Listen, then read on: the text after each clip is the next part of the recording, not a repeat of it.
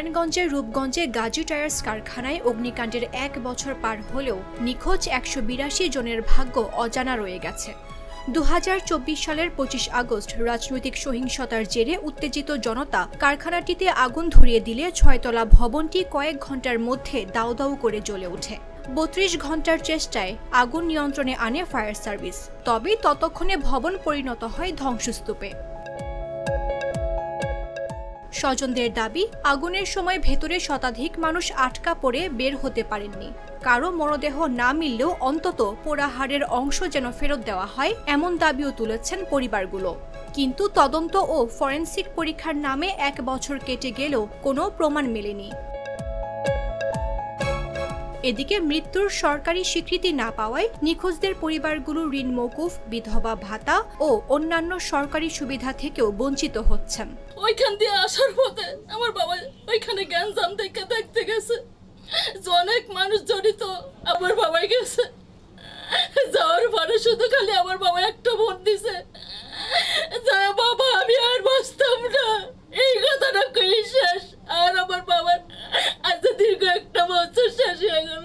তদন্ত কমিটির প্রতিবেদনে বলা হয়েছিল, অগ্নিকাণ্ডের সময় ভেতরে দাহ্য কেমিক্যাল থাকায় আগুন দ্রুত ছড়িয়ে পড়ে, এমনকি মেটাল পর্যন্ত গলে যায়। তবে মরদেহ উদ্ধারে কোনো সফলতা মেলেনি। কারখানা কর্তৃপক্ষ এ নিয়ে কোনো মন্তব্য করতে রাজি হয়নি। কোনো কিছু খোঁজ খবর পেলাম না, 1 বছর হলো কোনো লোক পাইলাম না, একটা লাশের খবর পেলাম। উপজেলা নির্বাহী কর্মকর্তা সাইফুল ইসলাম জানান, ডিএনএ পরীক্ষার জন্য সংগৃহীত স্যাম্পল ফরেনসিক বিভাগে পাঠানো হয়েছে।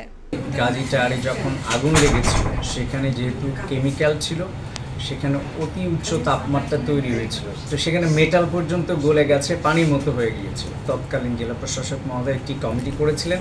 এই কমিটি আমরা একটা তদন্ত রিপোর্ট করেছে, সেটি মন্ত্রণালয়ে জমা দিয়েছে। ফরেনসিক ডিপার্টমেন্ট কিন্তু সেগুলো টেস্ট করছে। তারা এখনও পর্যন্ত রিপোর্ট প্রকাশ করেনি, কারণ যেহেতু প্রায় ১৮৪ জনের ডিএনএ আলাদা আলাদাভাবে শনাক্ত করতে হবে স্বজনদের দাবি অনুযায়ী, তো সেগুলো তারা চেষ্টা করছেন এবং যখন রিপোর্টটি পাওয়া যাবে তখন আসলে রিয়েল ঘটনাটি বোঝা যাবে। ফরেনসিক রিপোর্ট হাতে পাওয়ায় শিগগিরই নিখোঁজদের পরিচয় প্রকাশ করা হবে বলে জানালেন সহকারী পুলিশ সুপার মেহেদি ইসলাম। কিন্তু এখনো পরিবারগুলোর অপেক্ষা শেষ হয়নি। আগুনে হারানো প্রিয়জনদের শেষ চিহ্নটুকু ফিরে পাওয়ার আকাঙ্ক্ষা যেন তাদের বুক চিরে অশ্রু হয়ে ঝরে পড়ছে প্রতিদিন। নিউজ ডেস্ক, জাগো নিউজ।